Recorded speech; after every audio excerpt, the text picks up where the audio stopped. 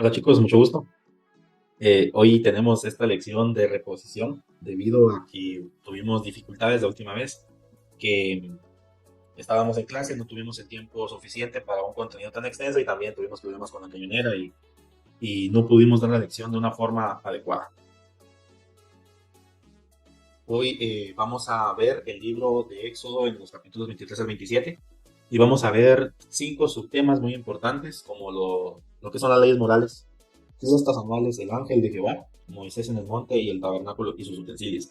Esta pudiera ser fácilmente una lección para mucho tiempo, para muchas partes, pero creemos de que ustedes ya están en la capacidad de un contenido más extenso. Ustedes ven acá esta imagen en donde hay un candelabro, ejemplificado ahí con el dibujito. Hay 7 brazos, 3 a la derecha, 3 a la izquierda, uno en el centro, que están encendidos con una llama. Esto es importante porque es un ejemplo de uno de los utensilios importantes en el tabernáculo. Vamos a la lección iniciando con las leyes morales. Las leyes morales están identificadas en el Éxodo 23. 22 también lo vimos en la lección anterior, vimos las leyes morales de Éxodo 22, pero vamos a ver otras lecciones morales de Éxodo 23. Hay 6 categorías de estas leyes. Leyes para la protección de una justicia equitativa e imparcial para todos, una ley contra el falso testimonio, contra el favoritismo de unos sobre otros, una ley contra la aceptación de sobornos, una ley a favor de la ayuda al prójimo y una ley de reposo del campo de los trabajadores. Si vamos a la Biblia, aquí estamos usando una aplicación de la Biblia que se llama The Eastward.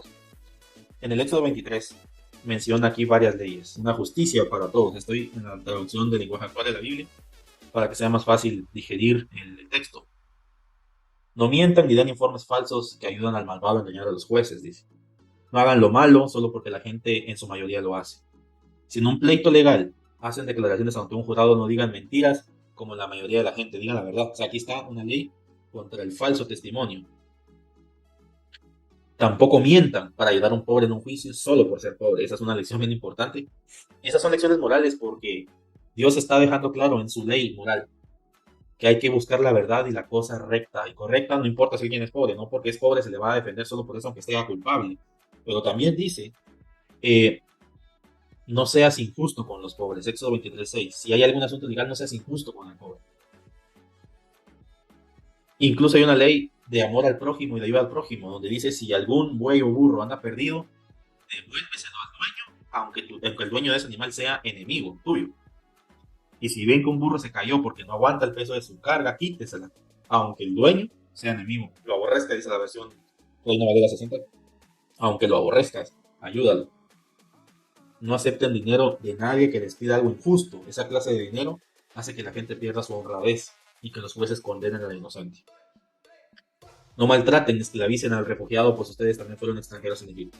Una ley muy valiosa y muy importante, porque Dios está diciendo al extranjero, aunque es diferente a ustedes, no lo traten mal, trátenlo bien. Recuérdense que ustedes fueron esclavos extranjeros en Egipto. Y Dios dice muy claro, yo no voy a permitir que ustedes hagan eso sabiendo ustedes lo que es vivir esa situación. Hay una ley aquí muy valiosa y muy importante también que dice la ley sobre el descanso. Durante 6 años los israelitas tenían permitido trabajar sus tierras, 6 años, tierras que aún no tenían en este momento de la historia, era una preparación para lo que venía después. Durante 6 años podían sembrar, cosechar lo que quisieran, de la forma que quisieran, los cultivos que quisieran, pero el séptimo año debían dejar descansar la tierra, no solo para que descansara la tierra, que era una práctica muy sana y muy correcta, técnicamente hablando, Dios y su sabiduría, ¿verdad chicos? Pero también era una orden para que descansaran los esclavos que estaban trabajando en las tierras, los animales, los bueyes, en las yuntas, para que descansaran también los animales. Y si la tierra producía algo por sí sola, los pobres podían cosecharla para poder alimentarse. Estas leyes están motivadas en la bondad de Dios. Estas leyes a veces son polémicas, ya lo hablamos varias veces con ustedes.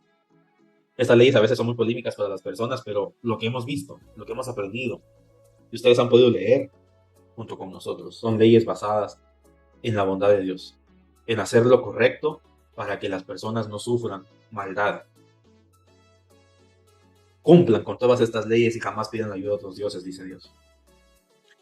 Estas son las leyes morales de Éxodo 23 bien interesantes. Incluso hay una parte en donde Algunos teólogos dicen, Israel pasó mucho tiempo en esclavitud, 70 años en alguna ocasión. Muchos teólogos dicen que por cada séptimo año que no los israelitas no siguieron, no obedecieron la orden de darle descanso a la tierra, cada séptimo año.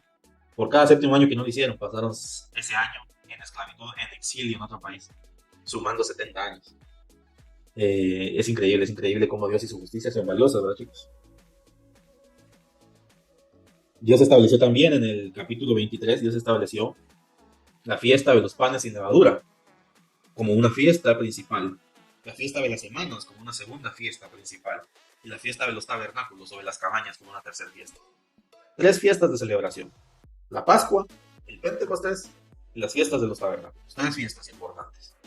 Las 3 fiestas están fundamentadas y están basadas en el correcto desarrollo de los israelitas recordando las bondades de Dios. Esto es para recordar las bondades de Dios.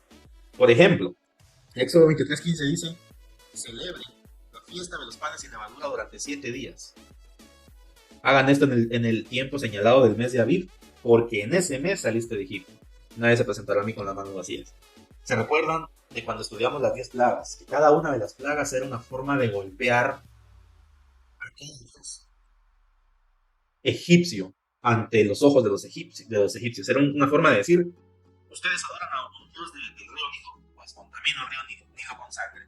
Ustedes adoran a un dios del ganado, pues les daño el ganado. Ustedes adoran a un dios de la tierra y de la salud de la tierra, pues les contamino la tierra con piojos. A un dios de las ranas, pues las ranas las van a tener hasta debajo de la cama, en la cocina, en los zapatos, en todos lados. Hay un dios del sol y de la luz, pues entonces viene oscuridad. Pero la 10ª plaga fue contra el faraón, porque los faraones se sentían semidioses o dioses hechos hombres. Y entonces Dios le toca los primogénitos tanto a faraón como a todos los egipcios, menos a los israelitas, porque a los israelitas les dijo: sacrifiquen un cordero y con la sangre del cordero manchen y marquen las puertas, los dinteles, los postes, para que cuando el ángel de la muerte que yo voy a enviar vaya a matar a los primogénitos de los egipcios, vea la sangre y no toque al primogénito de esa casa.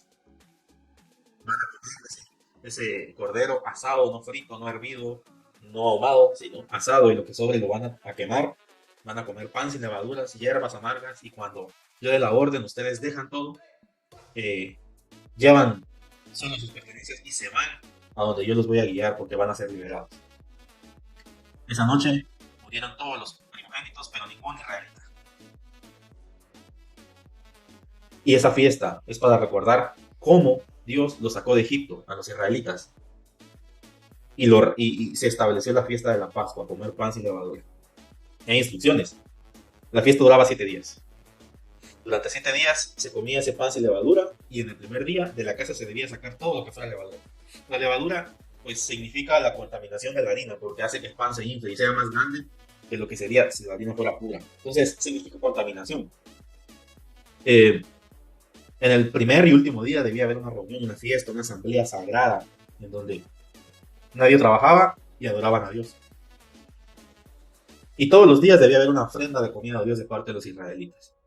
Todos debían celebrarlo, incluso los extranjeros y la gente que visitaba o que visitaría la tierra prometida para esas fiestas. Fiesta número 1, la fiesta de la Pascua, la fiesta de los panes sin levaduras, recordar cómo Dios sacó de Egipto a Israel. La fiesta de las semanas. La fiesta de las semanas es una fiesta que se origina desde la cosecha de las primicias. Una primicia son los primeros frutos. Es aquello que primero se recoge del campo, significa que hay bendición. Se celebra durante 50 días o 7 semanas. Se llama fiesta de las semanas porque son 7 semanas. 7 significa perfección y son 50 días, por eso se llama Pentecostés, porque Pente o Penta significa 5. 5 o números relacionados con el 5, 5, 50, 500. Entonces, como son 50 días, se llama la fiesta de Pentecostés o la fiesta de las semanas o la fiesta de las 7 semanas. Se presenta grano nuevo a Dios, lo recién cosechadito, una primicia, a lo mejor. Se le llevaba a Dios, a los sacerdotes, como representación de Dios, 2 panes hechas de pura harina, 7 corderos, un toro joven, un macho cabrío, 2 corderos, menores de un año todos. Y había una reunión sagrada y no se trabajaba. También había una orden que vamos a ver en Levítico, el próximo libro que vamos a estudiar, que enseñaba cómo se debía trabajar el tema de las cosechas. Y es que el dueño de la cosecha debía evitar cosechar en las partes de las orillas, de los cuatro lados, si el terreno era un rectángulo o un cuadrado, debía evitar cosechar de las orillas. En las orillas es un conocimiento que les quiero compartir. En las orillas de los terrenos de las cosechas, a veces están los cultivos más golpeados, los de menos calidad, los frutos más pequeños. ¿Por qué? Porque al estar en la orilla, pues están cerca de los caminos, cerca de la gente que se puede parar en ellos, o los animales son los primeros frutos que se tratan de comer, las primeras plantas que los insectos dañan. Entonces, con ello, pues no son de la mejor calidad, pero para el pobre era una oportunidad valiosa. Entonces, la orden era: no cosechen en las orillas para que los pobres puedan cosechar de ahí y puedan alimentarse. Esta era una orden basada en misericordia del necesitado, pero también era justo, porque aquel que trabajaba duro se comía lo mejor, pero aquel que no podía trabajarlo por alguna razón, pues tenía la oportunidad de también comer, aunque no fuera la misma calidad. Hay justicia ahí, pero también hay misericordia. Entonces esta fiesta es muy valiosa porque esta fiesta celebra la oportunidad que los israelitas iban a tener, porque aún no han llegado a la tierra prometida, donde podían cultivar y ser libres. En Egipto debían trabajar para el faraón y para los egipcios, para construir las pirámides, para construir los proyectos de faraón, para alimentar a los dueños que tenían. Pero la promesa de Dios es que ellos iban a tener su propia tierra y ser dueños de ella y ser libres. Por eso, la fiesta de las semanas, poder cosechar lo que se trabaja, es una bendición. Poder disfrutar lo que tú has trabajado con tu propia mano. Es una bendición. Entonces, Pascua, se celebra la salida de Egipto. Pentecostés o fiesta de las semanas, se celebra tener la bendición de tener su propia tierra y tener la tierra prometida. En la fiesta de los tabernáculos, la fiesta de las cabañas, Éxodo 23:16 dice: celebra la fiesta de la recolección al final del año cuando recojas tus cosechas. En esta fiesta del Pentecostés se celebra la primicia, los primeros frutos, y en la fiesta de los tabernáculos se celebra el final de la cosecha, de los frutos totales, de la cosecha total. Y cuando hay cosecha total, hay alimento en vastedad, hay mucha comida. Y entonces se celebraban banquetes durante 7 días. Se hacían asambleas, se cortaban ramas de árboles frondosos como palmeras o sauces, y había fiesta, celebración, porque hubo cosecha, bendición de Dios. Eh, pero debían comer en pequeñas cabañas, debían comer en refugios temporales, en tiendas, así como en esta imagen que ustedes ven. ¿Por qué? ¿Por qué debían celebrarlo así? Porque Israel estuvo 40 años en el desierto, desde que salieron ejemplo a la tierra prometida. No hemos llegado a la tierra prometida en el orden que llevamos del estudio de Éxodo. Pero Dios estableció esta fiesta para que no se les olvidara todo el tiempo que estuvieron en el de campaña, en donde no eran dueños de nada, donde tampoco eran esclavos, pero tampoco eran libres, porque aún no tenían la libertad de tener su propia tierra, eran nómadas. Y era para recordar cómo Dios era un Dios que proveyó en el desierto. Porque cuando escuchamos que Israel estuvo 40 años en el desierto, pensamos que sufrieron calamidades y estaban incómodos.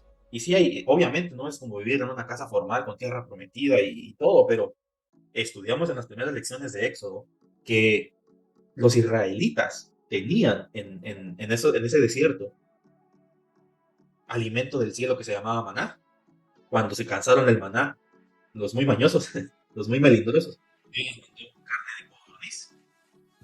Cuando había mucho calor, porque en el desierto las temperaturas llegan hasta los 50 grados a veces, había una nube que cubría el cielo y volvía nublado el clima y entonces estaba fresquito.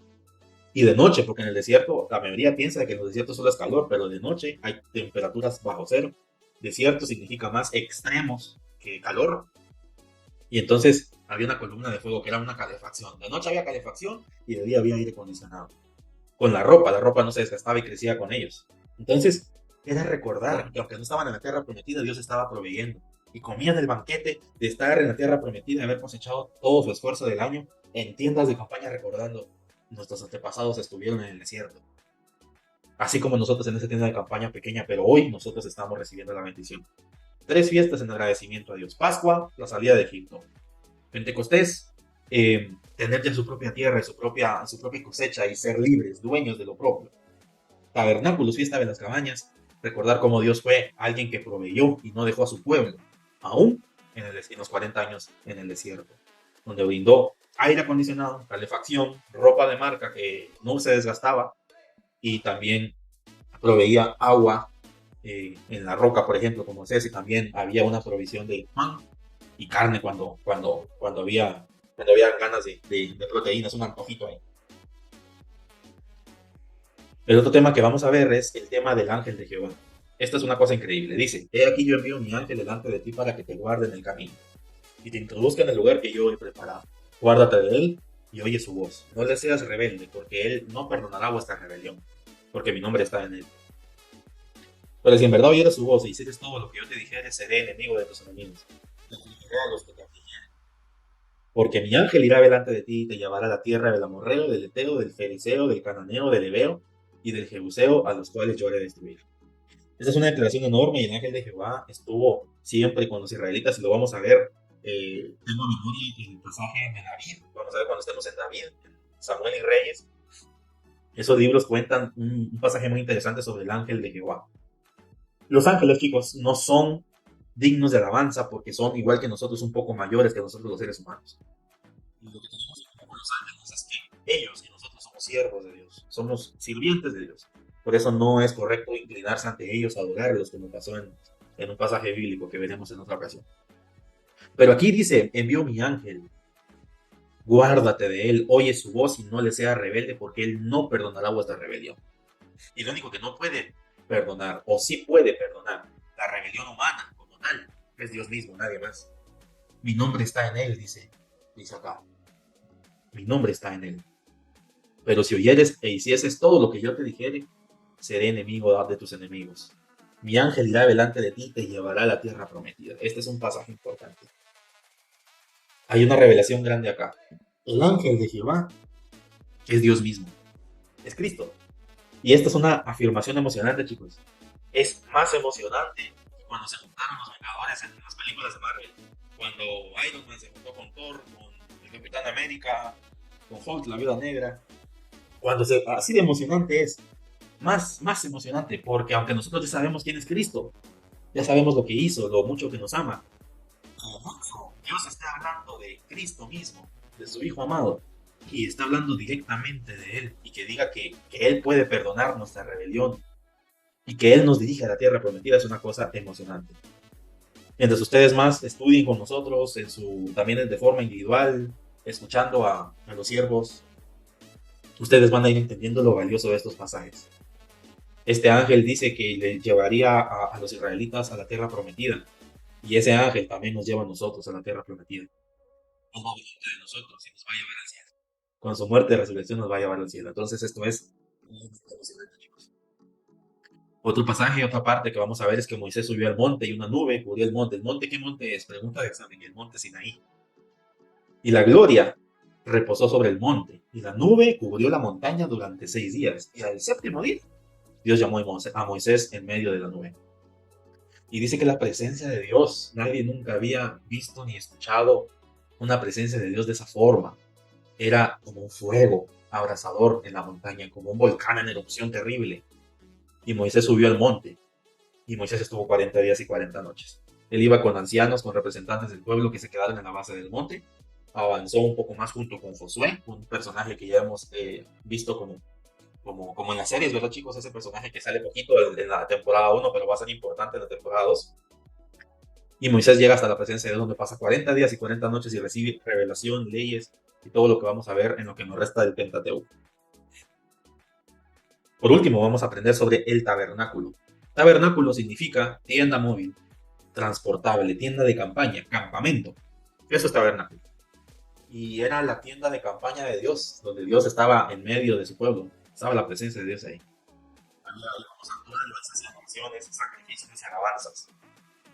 ¿Por qué una tienda? ¿Por qué no una construcción formal? Porque recordemos que aún estamos en el desierto. Y entonces cuando Dios establecía que había que moverse, esta tienda se desarmaba y se movía hacia donde Dios decía. Aquí vemos en la imagen que tenemos una parte central acá, una cortina, una segunda parte acá y afuera, que es otra parte. Hay un patio, un lugar interno y un lugar aún más interno. Esos tienen nombres. Este patio de afuera se llama los atrios, o el atrio, los atrios. Aquí está el lugar santo, y donde está la cortina, el lugar santísimo.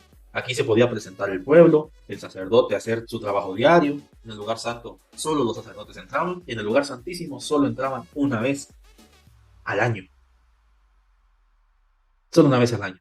La tienda principal estaba cubierta por telas, que era de piel de tejón, la primera capa, la segunda capa de carneros teñidas de rojo, la tercera capa era de pelo de cabra y la cuarta capa era de lino fino. 4 capas. Aquí lo podemos ver mejor. Este es el patio llamado el atrio, no olviden esa palabra, atrio, y la tienda donde habían dos partes, que era el lugar santo y el lugar santísimo, era una cubierta de 4 telas, piel de tejón, piel de carnero, teñida de rojo, piel de cabra y una capa de lino fino. En esta representación gráfica de acá, vemos que hay elementos. En el patio en los atrios está el altar del incienso, hay mesas, hay una fuente de bronce. Adentro vemos que hay algunos elementos y hasta adentro hay otros.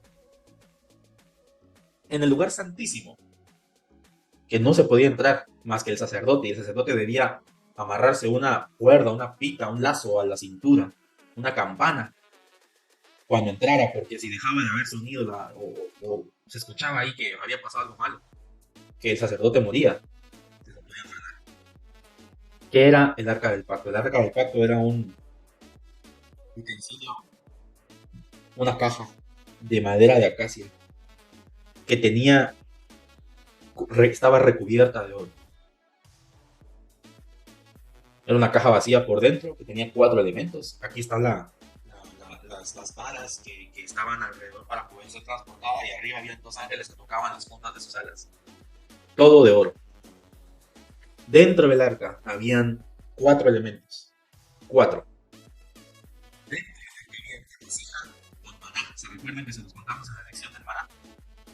Se guardó una porción de maná, una fog, una vasija ahí, para recordar la provisión de Dios.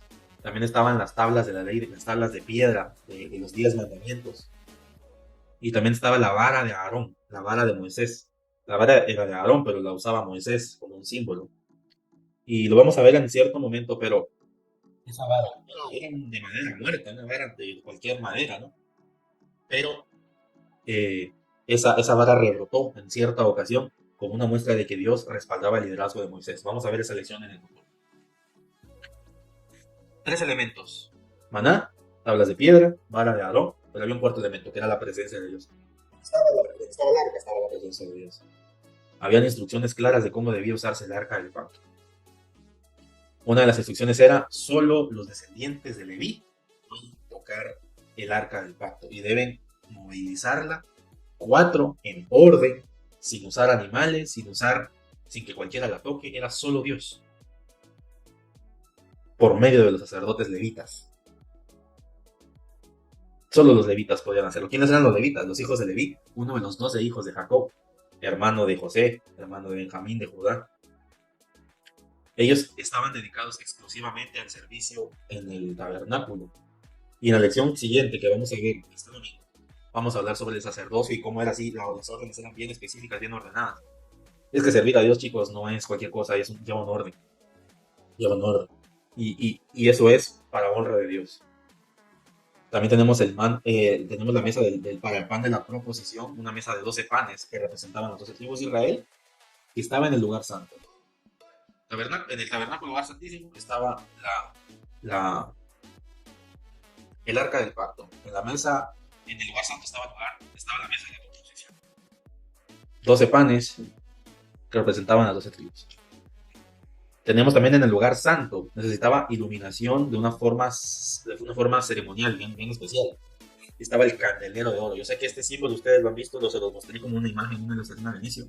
Lo han visto que a veces están en algunas iglesias o en la tele, o representa mucho a los judíos. Son 7 brazos y miren, es de la altura del sacerdote, no es pequeñito, es bastante grande.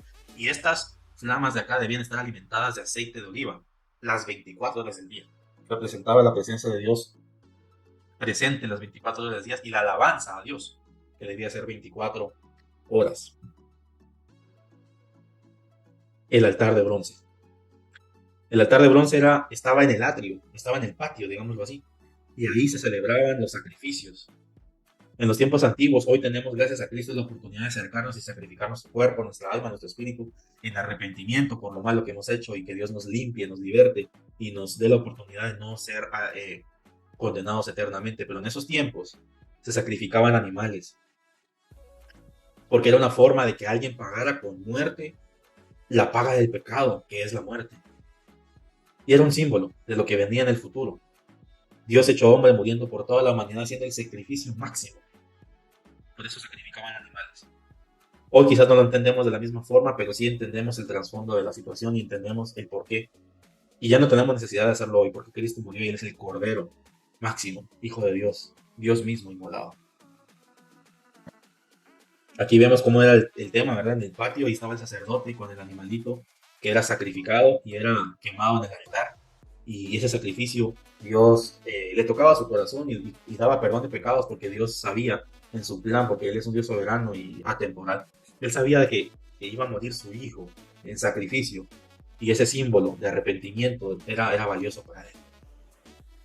Por eso es que se hacían los sacrificios. Ahí miramos el altar de bronce quemando el sacrificio, una muy bonita ilustración, ¿verdad? En el atrio, este de acá. Una vista lateral de adentro, donde está el sacerdote. Aquí está el pan de la proposición, miren. El candelabro. Aquí hay también un pequeño altar. Y aquí hay una cortina que impide el paso aquí donde está el lugar santísimo, donde está el arca del pacto. Había un orden y estaba precioso el tema.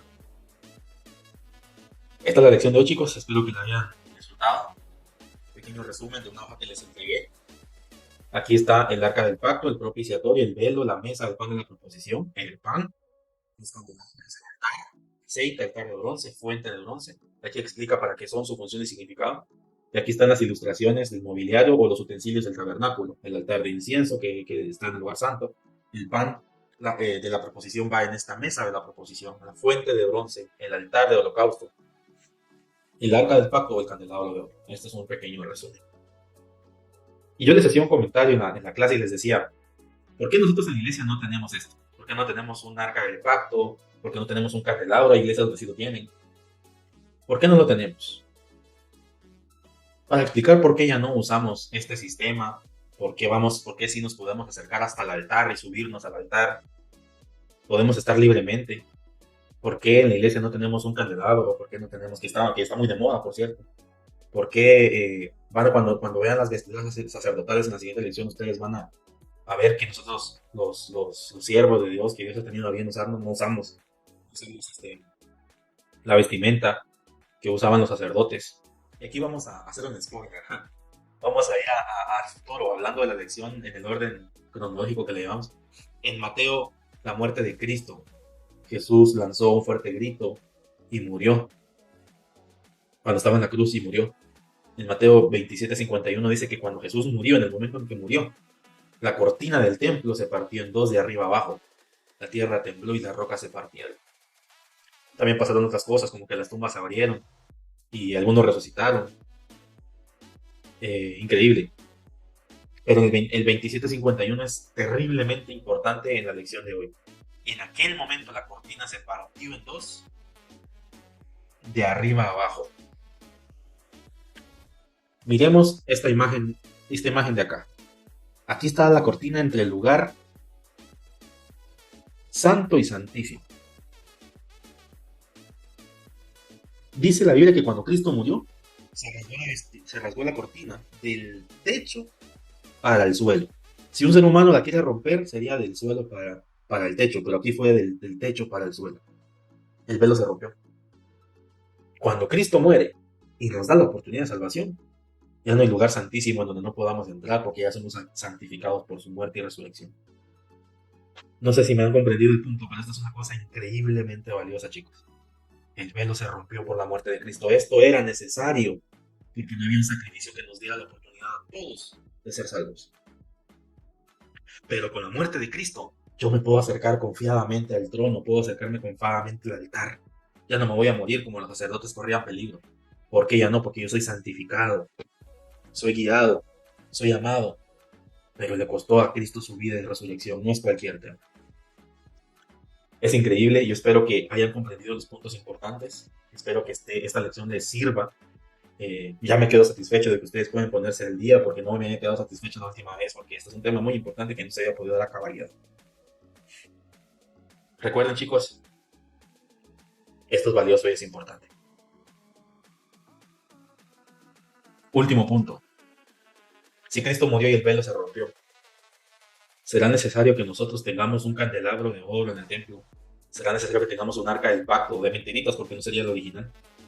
Hay muchas iglesias que hoy están usando eso y están judaizando la iglesia. Hay incluso pastores que ya se ponen un traje judío con un kipap acá, un gorrito de sacerdote, ponen un candelabro y es pequeñito, no es de la altura de ellos, porque ni siquiera es de la forma original. Están usando un montón de palabras judías. Piensan de que entre más palabras judías se usen, más están honrando a Dios. Y la verdad no es esa. La verdad es que Cristo trajo el Evangelio para nosotros los gentiles y rompió el velo. Nos dio acceso al Padre. Y hay que decirlo, fueron los judíos aquellos que quisieron que Cristo pereciera, que Cristo muriera a cambio de la vida de un ladrón. No es nuestro rol, ni nuestra principal prioridad, honrar las costumbres judías. Nuestro verdadero objetivo es adorar al Cristo que nació en Israel, en Judea. Nació ahí, pero que nos trajo salvación a todos, porque a los suyos vino y los suyos no le recibieron. Pero a nosotros, los gentiles, los que no somos judíos, algunos tenemos nombres de judíos, pero solo el nombre. Mis dos nombres son judíos. A nosotros, que no somos judíos, Dios también nos trajo salvación, y eso nos debe hacer muy felices. El centro de nuestra adoración debe ser Cristo, no las tradiciones judías. Entonces, porque debemos entender cómo funcionaba la vida de adoración y santidad a Dios sin la presencia de Cristo y cómo Cristo viene a cubrir todo eso y nosotros podemos adorarlo con libertad, con amor, con gozo, con seguridad de salvación. Dios les bendiga chicos. Nos vemos en la próxima lección.